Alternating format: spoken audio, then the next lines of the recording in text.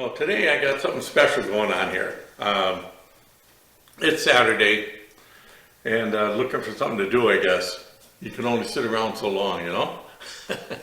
Anyway, I got the bike here is ready for, just about ready for paint. I got a little bit to do on it, but it's pretty well done. But I thought I'd do a two-part series here. I'm going to do a thing on, believe it or not, on trikes. And I'm going to talk about putting the wheels in the back. I'm going to do one whole video today on that, and then do a follow-up video where I talk about doing the wheels front, because there's really only two kinds of trikes, really. You either put the wheels on the back or you put them on the front. That's it. There's variations of both of these. You know, you've got on the front wheel conversions, you've got the leaning thing. On the back wheel ones, you've got landing gear, you got the Voyager kits and that kind of stuff, which really, you know, that's more of a accessory add-on thing, but it's still they kind of fit in the same groove, I guess. So I'm just going to lump it together as two different kinds of trikes. Either you put the wheels on the back or you put them on the front. So let me get out my... Excuse me while I whip this out.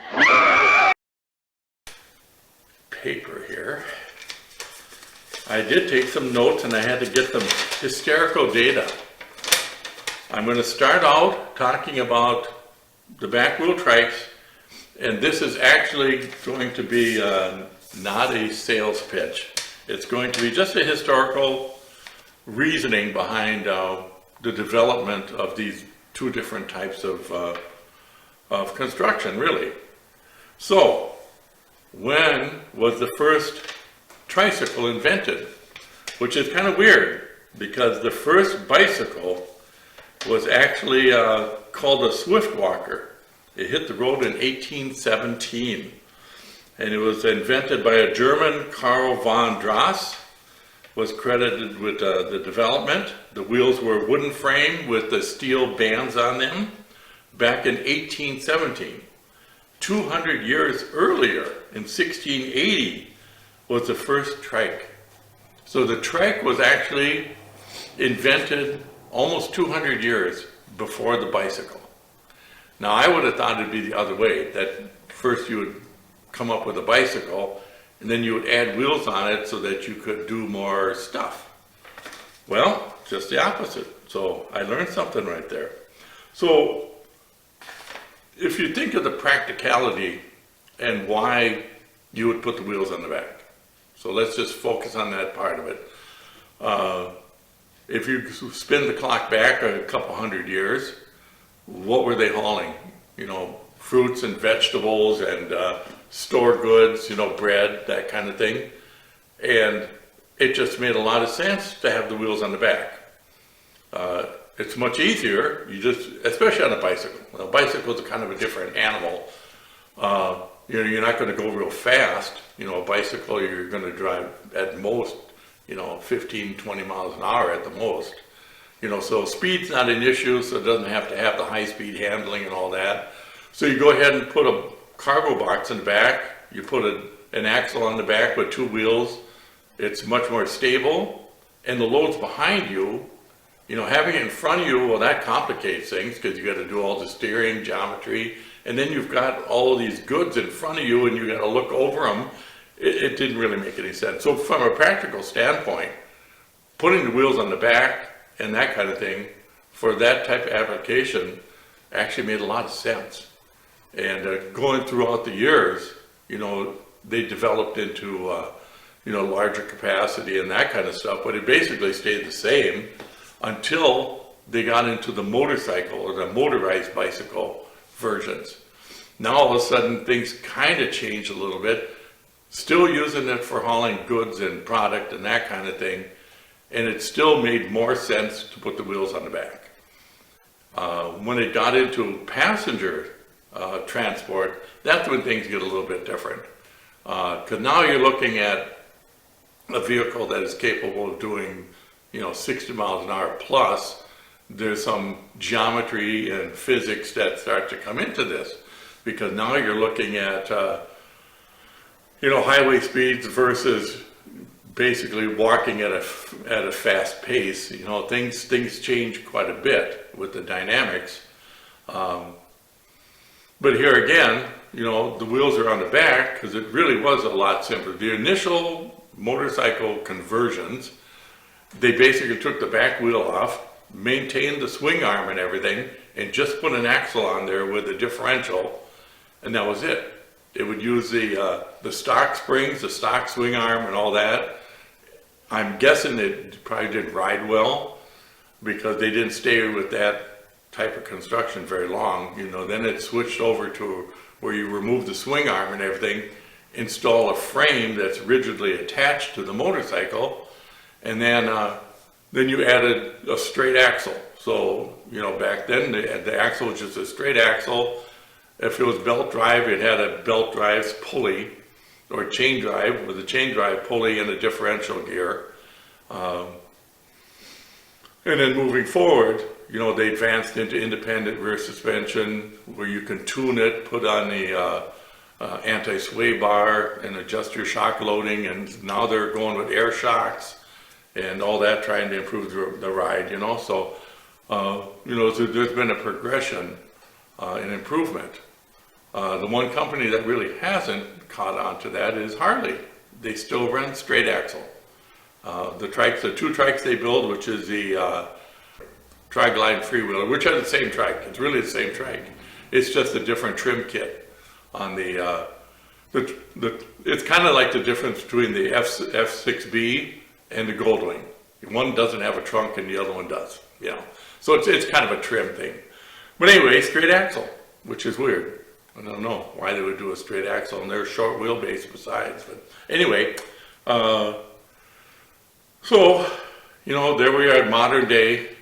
And if you think about it, you know, once you start carrying passengers and stuff, it doesn't really make any difference, you know, because as far as where the wheels go, in a way, because prior to that, you were looking at product being in the way, and like I mentioned, having to look over it and, you know, gawk around it as you're driving this thing. But on a motorcycle, no matter where the wheels are, the passenger always sits slightly above the driver, so it doesn't make any difference. You know, back in the Asian countries, they had the rickshaws, which were a tricycle basically, and you had the seating compartment where people would sit up high and the driver was down low, 3 wheels, 2 in the back. In Malaysia, they have the trishaw, which is a reverse trike, a front wheel type deal, where the driver sits up high behind the passengers, and it's just the opposite way. So, you know, that's kind of different.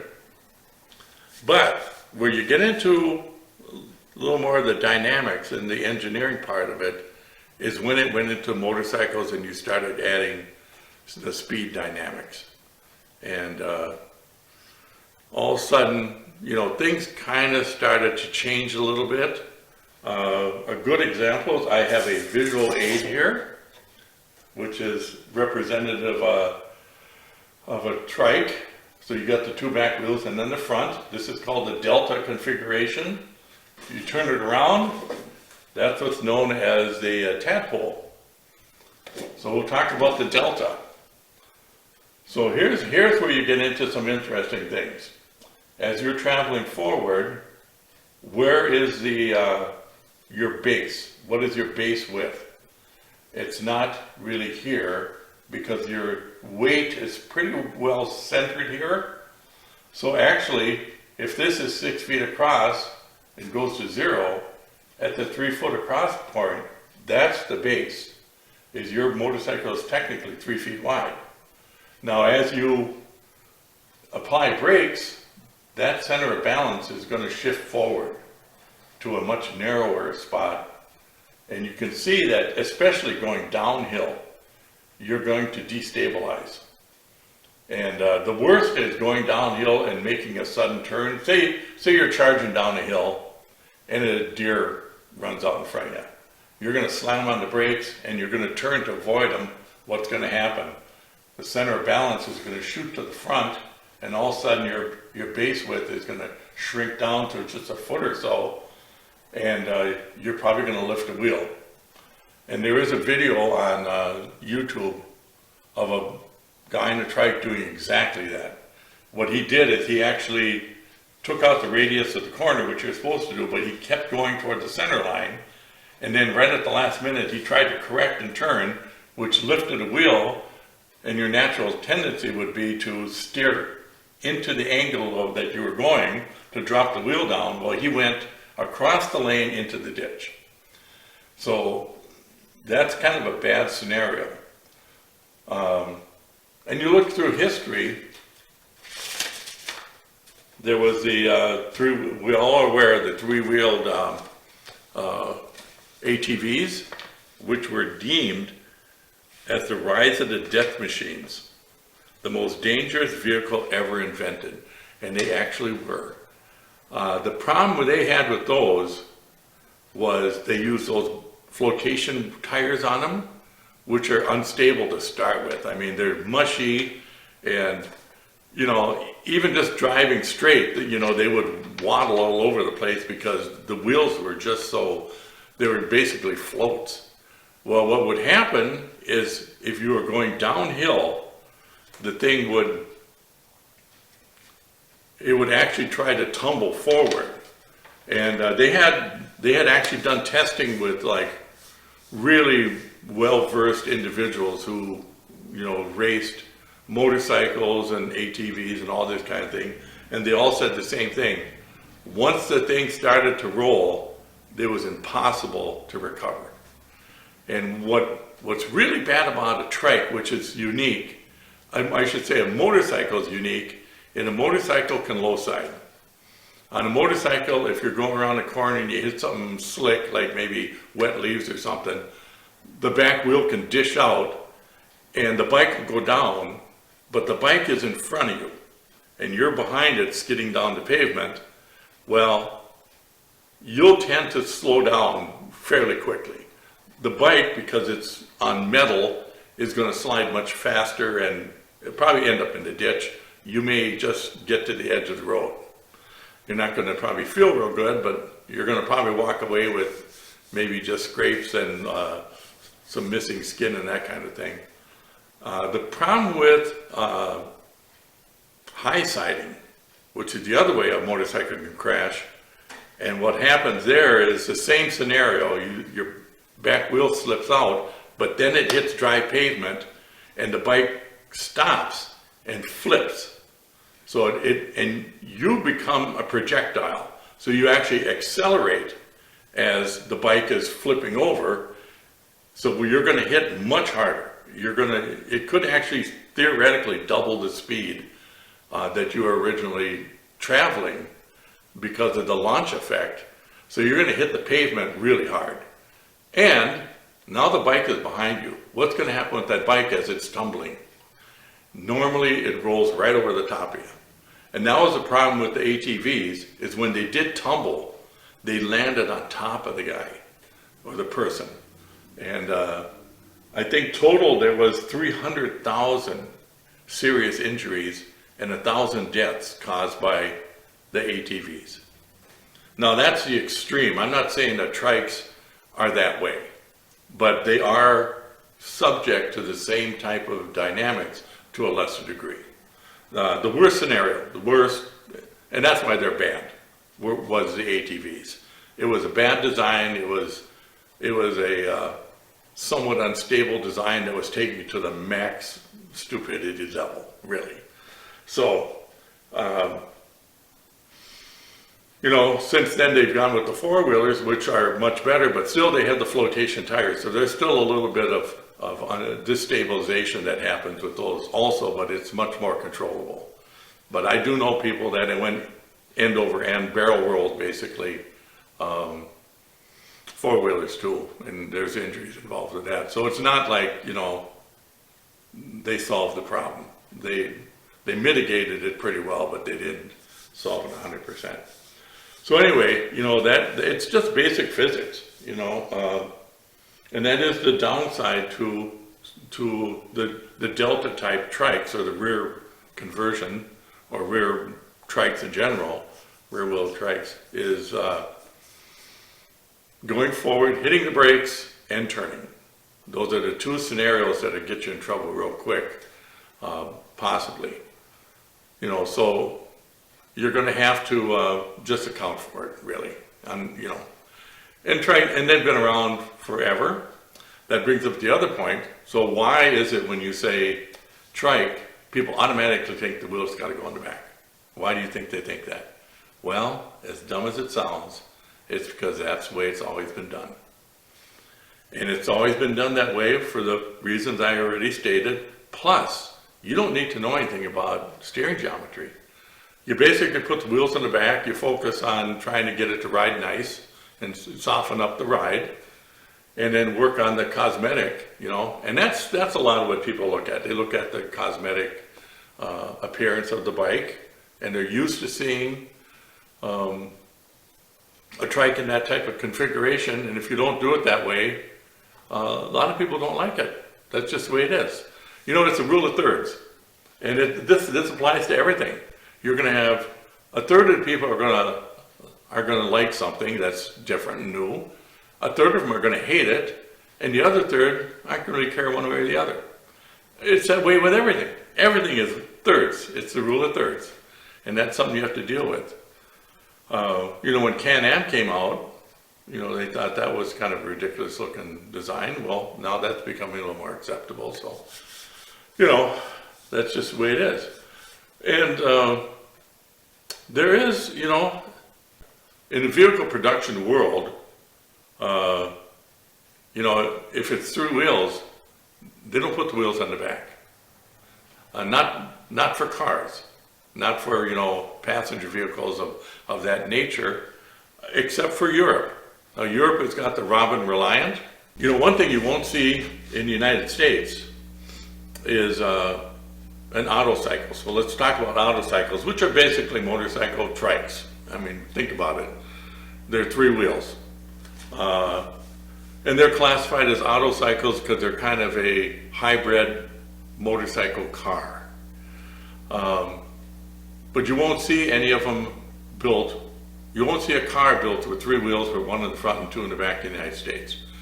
They're not illegal. You can, if you did have one, if you brought over a Robin Reliant from Europe, you could license it here and all that, but I'm unsure if you could insure it. And I think in the long term, they may not be, you know, 100% legal down the road. I know I had a friend that actually owned a garbage company, and they had these little Cushman scooters, and you know, they had the tank on the back where they dump the garbage in it, and then they'd scoot over to the truck and dump it into the truck. And you know, they had the two wheels on the back and one in the front, and one of the things that they had trouble with them was tipping them over all the time. You know, here again, it was the same scenario anytime they go around a corner. Well, because you got the weight shift. You got the weight shift, they got a high center of gravity, you know, plus the weight shift. So you've got the force going at an angle across here, and you're basically teetering on this edge. And, you know, that's just physics. It's just physics. That's just the way it works. If you want maximum rollover capabilities or anti-rollover capabilities, four wheels is probably the ideal because you can tune the front and the back, and the box pattern is much more stable. So anyway, there are some three-wheel cars, like I say, in Europe, and you know, if you've done any research on the Robin Reliant, that's a classic. It's a classic. Top Gear did a thing on it, and it was more of a comedy routine. But there's other people that have tested them, and they said the same thing, is, you know, you really had to watch it because they're quite unstable. So anyway, that's kind of the long and the short on the back wheel trikes, and you know, a little bit of the history. And it is really amazing. When I first got into designing the reverse trike that I do, you know, I did a lot of research on just why we always put the wheels on the back. Why was that so acceptable? Well, it really came down to the point that that's the way it's always been done. You know, that's hard to argue with something that's just visually appealing. But maybe that'll change. Maybe it won't. Who knows? But anyway, that's my take on the physics part of it and why I feel that that type of trike does have limitations. And the other thing too is, you know, you're taking a steering system that is designed for a vehicle that leans. Now motorcycles use what they call camber thrust. And what camber thrust is when you lean a wheel over, it tends to walk in an elliptical pattern, and it tends to veer off to the side, which they call thrust. So camber thrust is what a motorcycle uses to negotiate corners. Well, in that type of scenario, because the motorcycle is also in a leaning state, they have to, in order to keep it stable, you have to run a lot of trail. And the way you run trail is you either have caster or rake. It's the same thing. Caster and rake causes trail. And normally on a normal motorcycle, it's around 30 degrees of caster, which produces around roughly 6 inches of trail. Now, as soon as you make that machine stable, by meaning stable, that it doesn't lean, the steering geometry now is kind of in chaos. It's designed for this camber kick or camber thrust, which isn't really happening the way it's designed. So they steer kind of hard. They steer a little. They tend to do a little shake. Tires don't last well because they're being forced to go beyond their design limits. And the steering is what I would call non-linear, which means, you know, as you go faster, it progressively steers a little harder. Well, they're kind of all over the place. At times they steer hard, at times they steer easier, and it's not linear. Like in a car or something, you know, the harder you turn or the faster you're going, the more feedback you get. So it's kind of a direct linear progression, which does not happen in this type of situation. Now, one way to mitigate the steering problems is to add tube angle, not rake. You cannot change the rake unless you've got a torch and a welder, because the rake is the steering head. I think I have a picture of it actually, kind of here. You can see this. So rake is actually the steering head here. This is fork tube angle. So if you increase the fork tube angle to 36 degrees, this still stays 30. You're adding 6 degrees of tube angle, which actually cuts the trail in half. Cutting the trail in half eases the steering forces, and it mitigates a lot of the harder steering. The downside to that is it tends to lower the front end because you're pushing the front wheel out. So you might have to extend the fork tubes in order to get the front end back up. And because it changes the angle, it causes pinch on the sliders, so they don't tend to move as well because they're a little bit, here again, beyond their design limits. So the front ends get to be kind of harsh. And you know, those are kind of the downsides. But here again, it's one of those things that you just become accustomed to and you acclimate to it. And most people will say, you know, once you own a trike and you get over that initial feeling, the way they handle differently and stuff, they're fine. So, you know, I certainly wouldn't say we should just stop building them. I'm just saying these are all the aspects that do affect that type of trike. And I think most people who understand physics understand what I'm talking about here. the way the important thing is the way the weight shift is, and you look at the way the interaction between gravity and centrifugal force, which according to Einstein, and I guess he knew stuff, gravity and centrifugal force actually are kind of the same thing. They act exactly the same. The only difference is gravity is totally vertical, and centrifugal force is gravity at an angle. And so they work against each other. At some point, if the centrifugal force exceeds gravity's force, then you're in trouble. That's when the bike tends to, the trike tends to leave the road. The other thing that's important to remember too is when you do the wheels on the back, that type of trike tends to oversteer. If you get in trouble, and now I'm talking worst case scenarios on a lot of this stuff, so not normal driving, worst case scenarios. If you're going around a corner and you hit something slippery, the back will tend to swing out and you'll be going down the road backwards.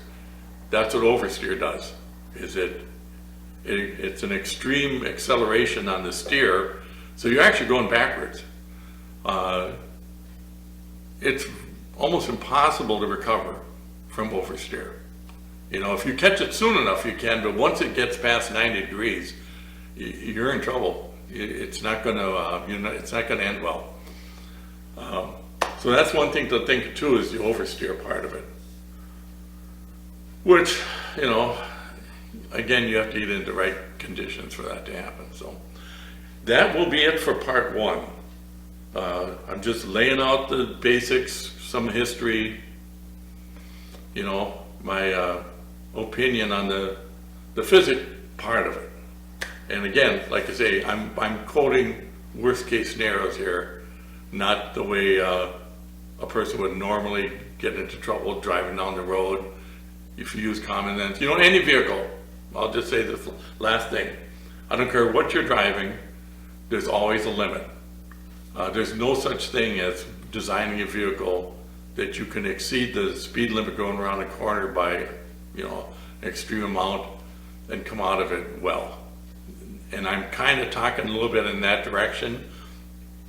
These are the things that happen when you go beyond the design limits. Probably the worst one of them, I think most people understand that you just watch your speed and you drive, you respect the limitations of the machine, but you get in those scenarios like the deer running out in front of you while you're driving down the hill, or a road that suddenly goes off camber. Those are the places where this type of trike will get you in trouble in a hurry. And it's one of those things that just happens out of the blue, but you have to account for that. When you're building these things, you have to account for, the outside the limit thing. And when I mentioned there's no cars in the United States made with wheels on the back and one in the front, it has more to do with liability and insurability than it does legalities. So just put a pin in that. And in part two, I'm going to talk about putting the wheels on the front and some of the advantages, disadvantages between the two. And then I'll probably I might do a part three, we'll see what comes up with that. But I'll pull the plug on this one because this one is long enough.